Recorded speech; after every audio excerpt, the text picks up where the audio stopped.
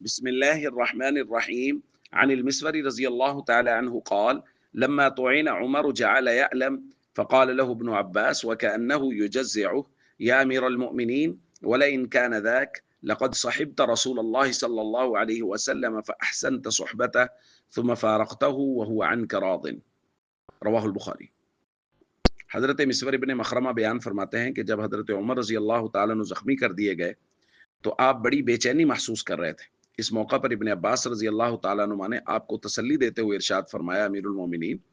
آپ اس درجہ پریشان نہ ہوں، آپ تو رسول اللہ صلی اللہ علیہ وسلم کی صحبت میں رہیں اور آپ نے حضور کی صحبت کا حق ادا کیا ہے۔ فاحسنت صحبت، آپ نے تو بہت اچھا وقت گزارا حضور کے ساتھ، اور اسی اچھا وقت گزارنے کی وجہ سے حضور آپ سے راضی اور خوش گئے ہیں۔ ثم فارقتہ وہو عنک راض، حضور تو آپ سے راضی اور خوش گئے ہیں۔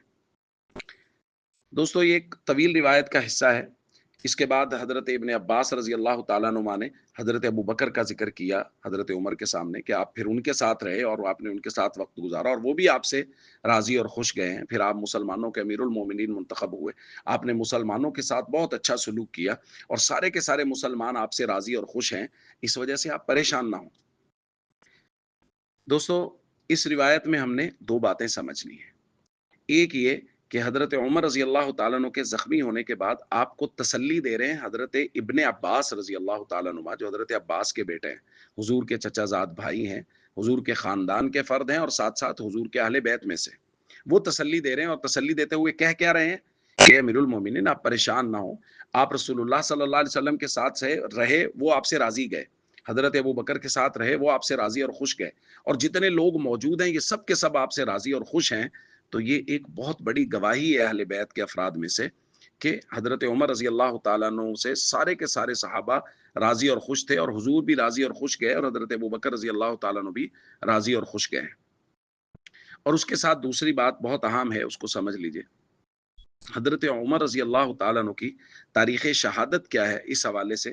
آج کل بہت ڈیبیٹ ہو رہی ہے۔ دیکھیں، یہ ایک تاریخی بات ہے اور اس پہ ڈیبیٹ ہونا کوئی بری بات نہیں ہے، بالکل یہ ایک اکیڈمک بات ہے اور اس پہ بات ہو سکتی ہے، ہونی چاہیے، کوئی حرج کی بات نہیں ہے۔ راجح قول یہی ہے کہ یکم محرم الحرام حضرت عمر رضی اللہ تعالیٰ عنہ کا یوم شہادت ہے، 26 ذی الحج کو آپ پر حملہ ہوا اور یکم محرم کو آپ کی شہادت اور تدفین ہوئی۔ اس پر ظاہر ہے بہت ساری تاریخی کتب جو ہیں وہ شاہد ہیں، لیکن دیگر اقوال بھی موجود ہیں، ایسا نہیں ہے کہ اور کوئی قول ہے ہی نہیں، دیگر اقوال بھی موجود ہیں۔ میں جس بات کی طرف متوجہ کرنا چاہتا ہوں بھائی، وہ بہت اہم ہے، وہ یہ ہے کہ یہ ایک ایسی بات ہے جس پہ ڈیبیٹ ہو سکتی ہے، گفتگو ہو سکتی ہے کہ جی تاریخ شہادت کیا ہے، یہ ایک درسگاہ کی بات ہے، کوئی مسئلہ نہیں، لیکن اس پر جو پروپیگنڈا کیا جا رہا ہے کہ کچھ روافظ نے یہ بات شروع کر دی ہے اور اس سے ہمارے کچھ سادہ لو مسلمان جو ہیں وہ بھی ان سے متاثر ہو کے یہ بات کرنا شروع کر گئے ہیں کہ جی دیکھیں، یکم محرم کو حضرت عمر کی شہادت کا قول صرف اس وجہ سے کیا جا رہا ہے تاکہ اہل بیت کے افراد کے کا جو تذکرہ ہے یہ محرم میں ہوتا ہے اس کو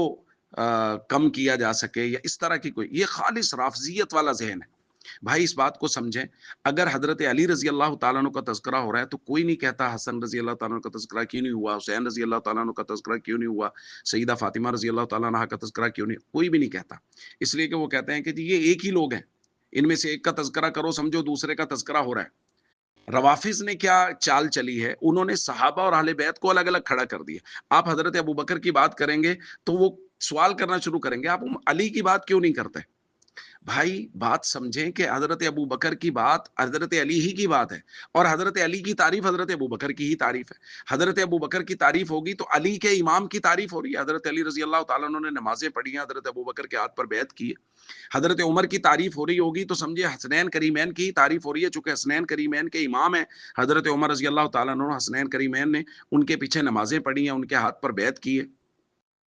تو اس بات کو اچھی طرح سمجھ لیجئے کہ تاریخ شہادت کے حوالے سے کوئی مسئلہ نہیں ہے، اس پر بات ہو سکتی ہے، لیکن یہ جو ایک درمیان میں بات نکال کے سازش کی گئی ہے کہ جی چونکہ تاریخ شہادت جو ہے وہ پہلے تھی، یکم محرم بنائی گئی تاکہ اہل بیت کے تذکرہ کو کم کیا جا سکے، یہ خالص رافضیت والا ذہن ہے۔ اس ذہن سے ہم سب لوگوں کو نکلنا چاہیے، اور بعد ہمارے سادہ لوگ مسلمان بھی اس کا شکار ہو گئے ہیں۔ ہمیں اس بات کا بہت اچھے سے خیال کرنا چاہیے کہ ایسی کوئی بات نہیں ہے، صحابہ اور اہل بیت ایک ہی ہیں، اور جس کا بھی تذکرہ ہوگا دوسرے کی تعریف ہو رہی ہوگی، حضرت حسین اور حضرت حسن کی تعریف ہو رہی ہوگی تو ابو بکر، عمر، عثمان، حضرت علی رضی اللہ تعالیٰ عنہ کی تعریف خود بخود ہو رہی ہوگی، چونکہ حضرت حسن اور حضرت حسین رضی اللہ تعالیٰ عنہ مقتدی ہیں اور یہ لوگ مقتدا ہیں، تو اس لیے ایک کی تعریف ہو رہی ہو تو دوسرے کی خود بخود ہو رہی ہوتی ہے۔ یہ صرف روافظ کی چال ہے، اور انہوں نے یہ چال چلی ہے، اور وہ اس کی کوشش مسلسل کر رہے ہیں۔ کچھ اہل سنت کے لبادے میں سوشل میڈیا پہ بیٹھے ہوئے لوگ بھی اسی بات کی کوشش کیے جا رہے ہیں کہ نہیں جی اہل بیت کا تذکرہ نہیں ہو رہا، صحابہ کا تذکرہ ہو رہا ہے۔ یہ ایک ہی ہیں، صحابہ اور اہل بیت دین کا ہی حصہ ہیں، اور دونوں سے ہی دین اللہ تعالیٰ نے امت کی طرف منتقل کیا ہے۔ دونوں کے ساتھ ہمیں یکساں محبت کرنی چاہیے۔ السلام علیکم ورحمۃ اللہ وبرکاتہ۔